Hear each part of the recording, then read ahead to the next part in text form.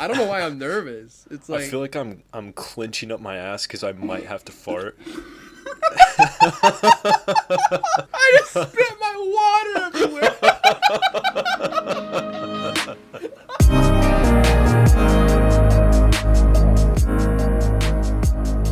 Welcome to the Better Friends podcast. I'm Erich Feist. And I'm Johnny Corcoran. And Johnny, tell our listeners why we're doing this podcast and who's it for. We're doing this podcast because, mainly for us. Yeah, selfishly. The main idea is that we feel like we, and probably a lot of other people too, have like really great conversations, but then they end up forgetting the main bulk of it. You might remember some ideas, some like main points, but a lot of the actual content gets forgotten. And we thought it would be cool if we could go back and listen to some of our conversations. And I mean, I think a lot of people can get value out of the conversations we have because 90% of the conversations Johnny and I have are just so deep and I think could actually impact people in a positive way. That got really deep really fast. Do you remember us talking about the demographic of who we're trying to hit? I'm 22, you're 22, I'm pretty sure. Yes, I am. And we've got some wisdom for 22-year-olds. I would say a decent amount. But we're not old men yet. We're not wise with like 30-foot long beards yet. Yeah. I would say a lot of room to grow. Right, exactly. Our main demographic is going to be, like early college, mid-college, high school. We've been through it. Plenty of mistakes were made. Plenty of mistakes and growing from them every day, still making mistakes every day and learning from them. And that's why it's called the Better Friends podcast. We're best friends who are constantly wanting to be better. You'll have to excuse my tuberculosis that I have right now. Should probably get that checked out. I've been sick for a little bit. I've been using my nebulizer. If you're someone with asthma, you know the slang for it. It's called nebbing yourself. It's crazy. Yeah. Crazy. It gets you so high. Isn't that where new stars are formed? Yep, I think that's it. I think that's the one. Oof. That was a little bit rough. Yeah, whatever. Oh my god. You have some thoughts on your mind. Yes, I definitely do. So lay into it. Oh, I'm about to give you the beans. So first of all, I'm really into this song called Harlem by The Politics. I really got into this song because I was watching some David Dobrik videos. I'm into YouTube. I'm into watching vloggers. I'm into watching these creators, these creative minds making stuff.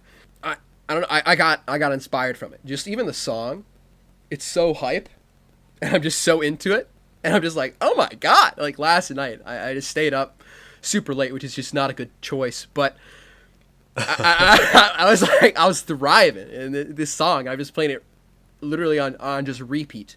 I'm gonna get sick of it soon. Yeah. But again, I feel inspired because lately I've had a severe lack of motivation, and I've really been trying to get that back because there's been stages in my life that I've gone through in and out of peaks and troughs of motivation, and I've been in a trough for sure, and I'm trying to make my way out of that. And yeah, I mean, with that, something that shows like this is gonna be on my YouTube channel, but everybody knows I was gonna make a video every day, right? For a year, and then just didn't do that, didn't follow through, and I want to get better with my follow through. So my question for you, Johnny, and with that, and something I've been pondering is for people that aren't feeling motivated, and especially in this state right now, people are coming out of quarantine, at least in our area, but there's still people in cities and other areas that are in quarantine. How do you get the motivation really to do anything? That's a very good question, and also very difficult to answer. Yeah, for sure. I think first off, what you said about having sort of peaks and troughs, sort of mountains and valleys, that seems very natural to me. Oh yeah, okay. I think everyone goes through periods where they're feeling very motivated and just doing everything that they want to be doing, the way they want to be doing it. Mm-hmm. But I think it's also very normal to have valleys, Yeah. periods of time when you're not doing the things you want to be doing. Your body and your conscious aren't synced up. And even though you know what should be right for you, you don't always do it.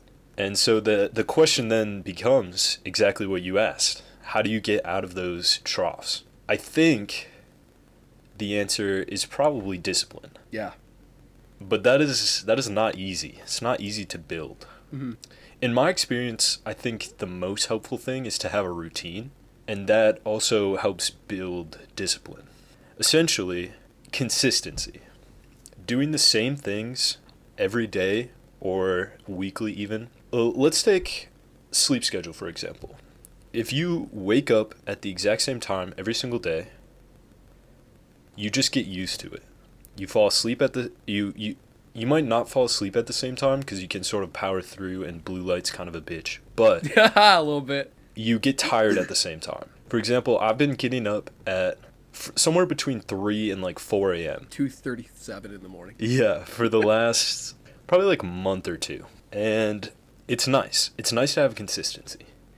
And it's not hard to do it because I do it all the time. Mm. And you sort of build up a momentum. And that momentum can carry you through some of the hard days.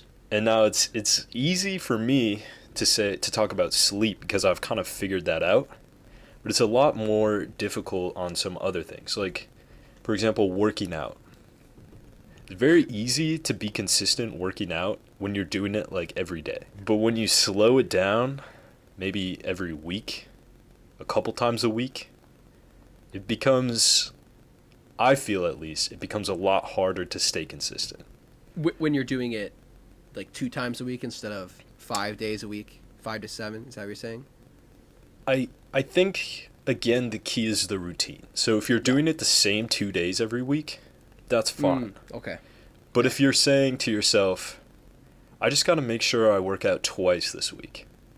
Yeah. Yeah, that's not going to work for me because I'll say to myself, I have the whole rest of the week. I don't need to do it now. I could do it on Friday and Saturday. Yeah. And that's not good. That's not a good attitude, and it doesn't work well. That's something I've really realized too. Yeah, because I try to implement these things to establish discipline and everything like that. But it's like I'll be like, 3 times a week. It's just like they never come. It's Right. like, yeah, I think it helps to, like, what you mean, like locking down a time. I'm doing this at this time, this day. Even that specific, or do you mean just how does that work? It depends what it is. I think waking up and going to bed is something, and I've done a little bit of looking into this, but I have a lot more to figure out and to learn.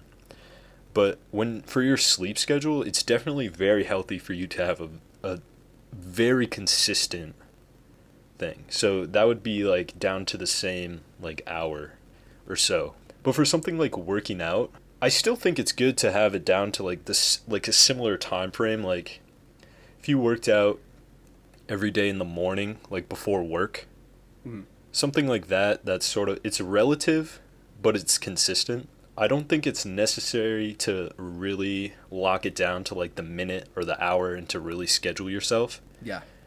But it might be helpful to do that at the very beginning. Like when you're trying to form the habit, it might be helpful to like really, really lock it down and schedule yourself out. Especially if you're in sort of a similar situation to what I've been in, and maybe you've been in as well, where you don't really have anything scheduled out. And so your whole day is kind of winging it and being on the fly and being very adaptable, which is perceived as a good thing, but is it really? Yeah. That's a good point, dude. Like if I'm like, okay, I'm gonna eat no sugar. It's like binging basically. It's like if I give in even a little bit, or if I have even like some kind of little leeway, I'm like, oh, I'm gonna have this little Hershey's Kiss, and then it's like the floodgates open, everything's gone, all discipline is gone. Right. It's like I need to have that set kind of hardcore thing, almost like a program. Like for example, if I'm working out, I think I definitely need to have some kind of program or something like that. So interestingly, when you were saying that example of the sugar and like eating chocolate is a very good example. But correct me if I'm wrong. Is the thought in your head when you sort of the floodgates open and you end up binging, is the thought in your head, well, I already ruined it. I'm like, I can't hurt it by going off the rails now because I already ruined it. Is that the thought that's in your head? I think for a lot of people that is the thought. Just eat one and then they're done for. They're done for. It depends what it is for me. Like, for example, if I miss a day of working out and I'm really committed to it, that doesn't mean I'm going to miss the whole rest of the week. Right. And I think in with that mindset, it's helpful to have like a rule. For example, this guy named Matt D'Avella. Have you heard of him? I have not. He's a YouTuber. He's a filmmaker. He's a minimalist. He has a podcast. He talks about minimalism and all this stuff. It's really cool. So Matt D'Avella, he has a rule where it's a 2-day rule, and you can miss 2 days of working out, but no more than that. Or and he uses that rule for a lot of other things, like maybe even diet or something like that. I don't know. Depends what someone's vice is, but Sure. Yeah, I totally agree with you. I think it's about balance. I think an important thing that I've been trying to sort of grapple with is forgiving yourself for that little mistake. And then this might be something that other people struggle with too. Like you said, a lot of people have that thought of like, okay, I'm not going to eat any chocolate.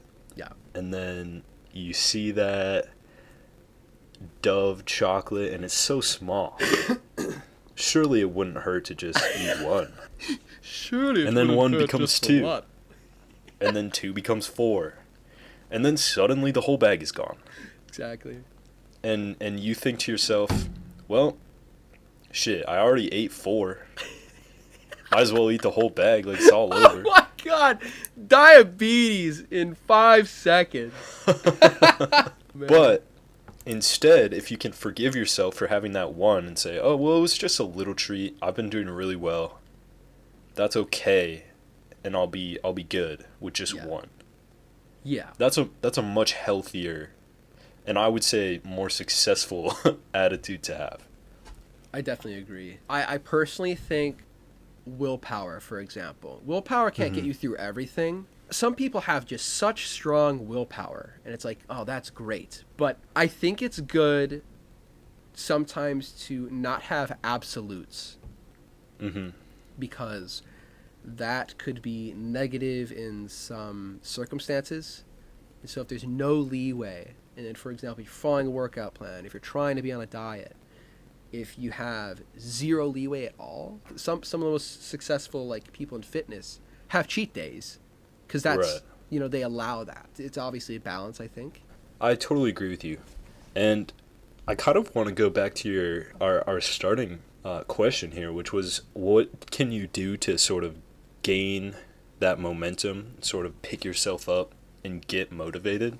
And you launched it out with saying that you're listening to this song Harlem by The Politics, and that is really firing you up. Absolutely. I think that's a great way, is that you can definitely use music and sort of your senses to kind of hype yourself up. And another thing that I like to do is sort of psych myself up in my head. And I know we've talked about this before, but for an example, I was biking a lot this summer. So I would go mountain biking every week with my friend. Yeah. And the day that worked for both of us happened to be my leg day. So I would be doing squats, deadlifts, lunges at 6 in the morning, 7 in the morning. Oh my god. And then I would go mountain biking for an hour at 9:30. and that's something where you need some of that willpower.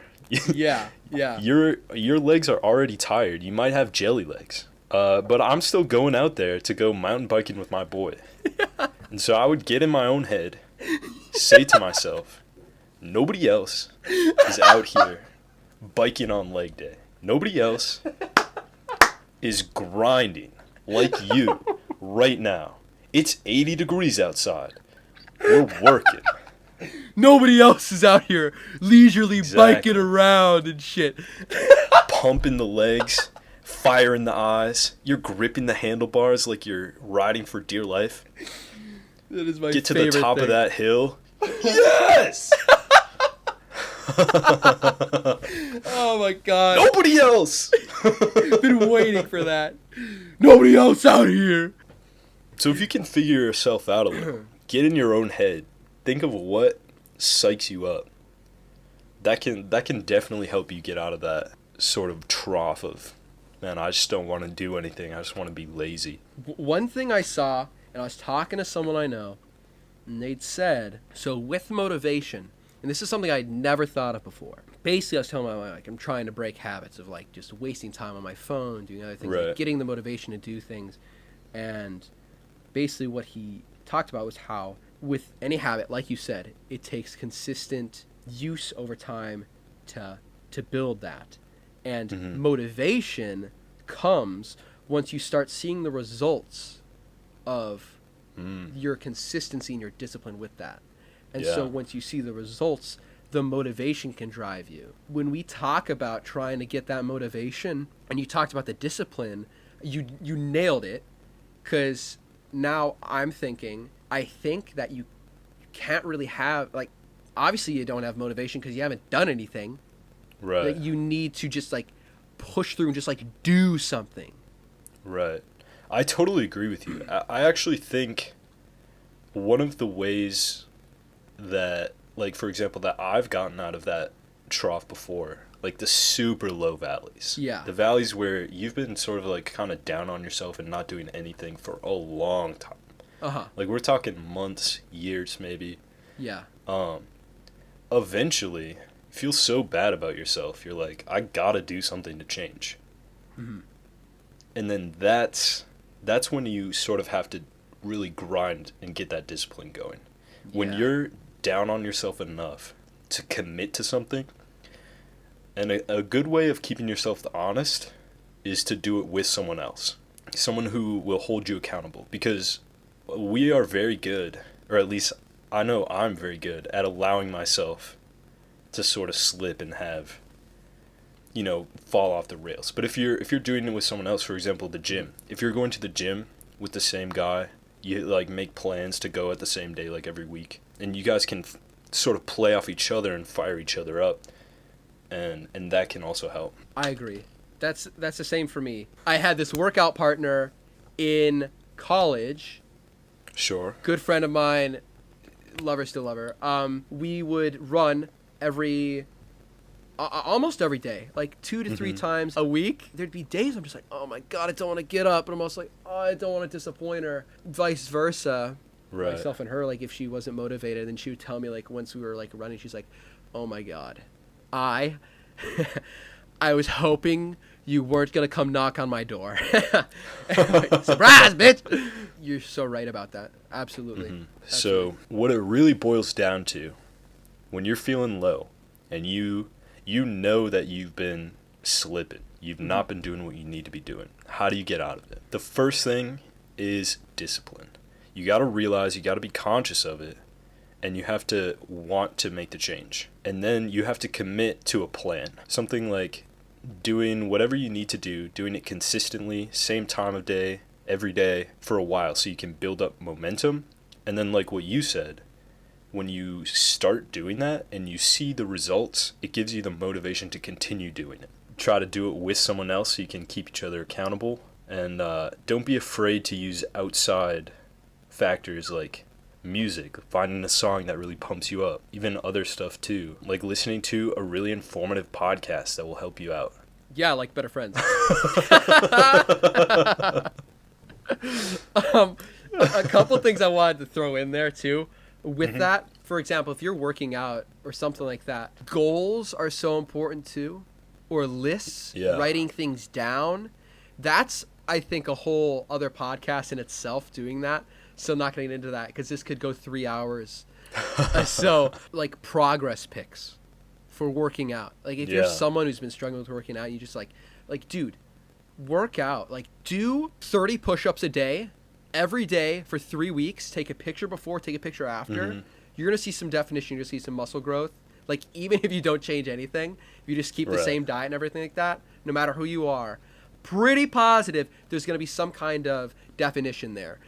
Like, if you want to get some pics. Another strategy, too, like, with that is, like you said, it's kind of acknowledging where you're at right now and be like, okay, I'm at this right now. Like, look at where is my life going to keep going if I don't do anything? Because that's something that has helped me, too. Looking at, man, like, I could really mess up my life right now if I don't make a change. At every moment, you're at a crossroads. And if you can think of the goal, what you're aiming for, and also the worst case scenario, and what you know would happen if you made the worst decisions, that can definitely be very helpful in putting it into perspective of what you need to be doing. Nailed it. Absolutely crushed it. Thank you for listening to the Better Friends podcast. If you liked it, leave a like. If there's something you want us to talk about or some topic that you'd be interested in, leave a comment down below. And we'll hope to see you again in the next installment of the Better Friends podcast.